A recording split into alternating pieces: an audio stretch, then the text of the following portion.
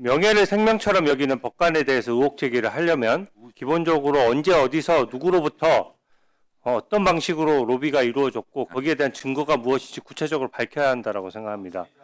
그게 그런 거 없이 저런 식으로 잡혀찍게 하는 것은 예전에 베네수엘라에서 법관들 압박하고 겁박할 때 쓰던 수법이거든요. 저는 이재명 후보 감싸느라고 지금 이번 대한민국 국격을 민주당이 많이 떨어뜨린다고 생각합니다. 지금 오늘 올라왔던 이 법안이나 대법원장에 대해서 특검법 같은 걸 발의하는 것은 이미 베네수엘라에서 수십 년 전에 차베스 전 대통령 또 필리핀의 두테르테 같은 독재자들이 수십 년 전에 했던 방법입니다. 그 당시에 사법부의 어떤 보루인, 사법부 독립의 보루인 대법원장에 대해서 탄핵하거나 혹은 또 겁박을 했었고요. 대법관 숫자를 늘려서 입맛대로 하려고 채워 넣었습니다.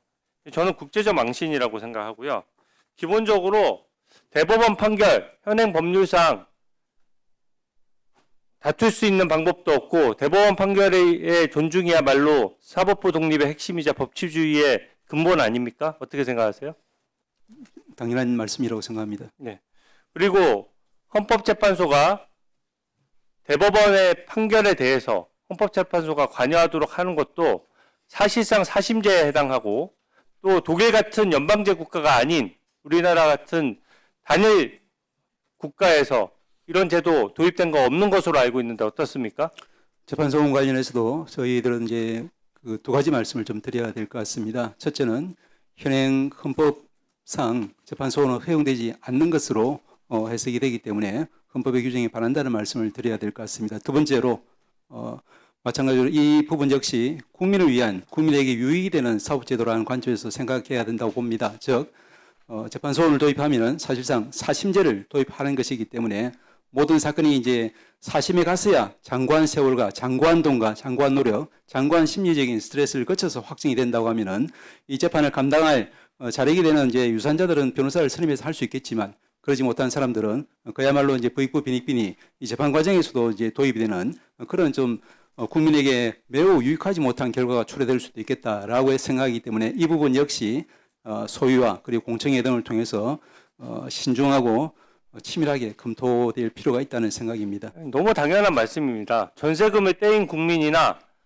위자료를 받지 못하고 있는 국민 이런 분들이 재판을 고의 지연하는 사람들이 더 이득을 보는 세상이 되는데 어떻게 이런 사법제도를 단순히 이재명 후보 유죄 나왔다라고 해가지고 갑자기 사법제도 관련해서 어떠한 제도적인 검토나 이런 것들 논의도 없이 이런 법안을 어떻게 함부로 국민 앞에 내놓을 수 있습니까? 저는 이게 도저히 이해가 되지 않고요.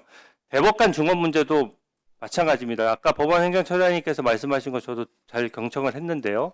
기본적으로 국민을 위해서 재판 지연이나 이런 부분을 해소하기 위해 사법제도 전반에 대해서 개선을 하고 개혁을 하는 것이지 대법관 숫자만 늘리면 어떻게 됩니까? 아까 전문위원 발언한 것 보니까 제가 좀 실소를 금치 못하겠더라고요.